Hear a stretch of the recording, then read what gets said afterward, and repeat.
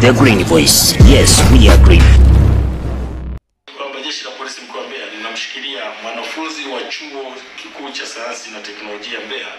yani MUST au Mbeya University of Science and Technology, ambaye ni wa mwaka wa kwanza, anaitwa Emilian Joseph Duzu mwenye umri wa miaka 21. Huyu anashikiliwa kwa tuhuma za mauaji ya mwanafunzi mwenzie wa chuo hicho wa mwaka wa 3 ambaye anaitwa Gerald Philbert Saidi mwenye umri wa miaka 22. Ni kwamba Juni 14, 2025 majira ya saa 11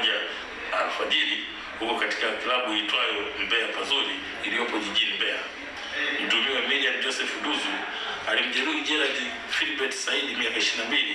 ambaye kwa sasa ni marehemu kwa kumchoma na kitu chenye ncha kali,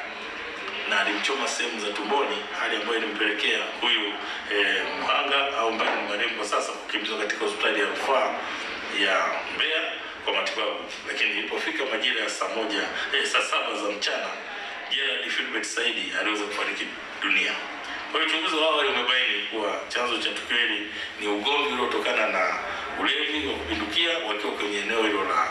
ndani la klabu hiyo ya Mbeya Pazuri, ambapo walinzi baada ya kuona ugomvi huu umezidi waliweza kufika pale, yani mabauza, na kuwatenganisha na kuwatoa nje, lakini bado waliendelea na ugomvi huo, na ndipo ilipelekea huyu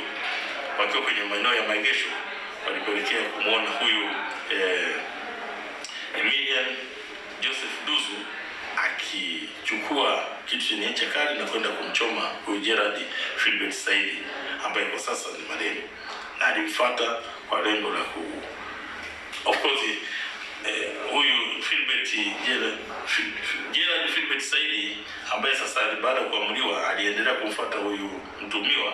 ili kuendelea na ugomvi, na ndipo alipoweza kuchoma na hicho kitu chenye ncha kali. Kwa jeshi la polisi mkoa wa Mbeya linatoa wito kwa baadhi ya wananchi wanaojihusisha na vitendo vya uhalifu kama hivi ambavyo nimetaja, vya kutengeneza silaha kinyume na utaratibu, lakini pia kujipatia risasi kutoka kwa watu ambao wanamiliki silaha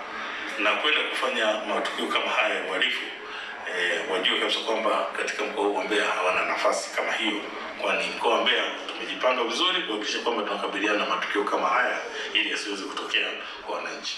Lakini pia jeshi la polisi mkoa wa Mbeya lipo makini katika kuwashughulikia na kuwakamata kwa haraka sana watuhumiwa wote wanaofanya makosa kama haya. Jeshi la polisi mkoa wa Mbeya linatoa wito kwa wanafunzi na kuwataka kuzingatia masomo zaidi kuliko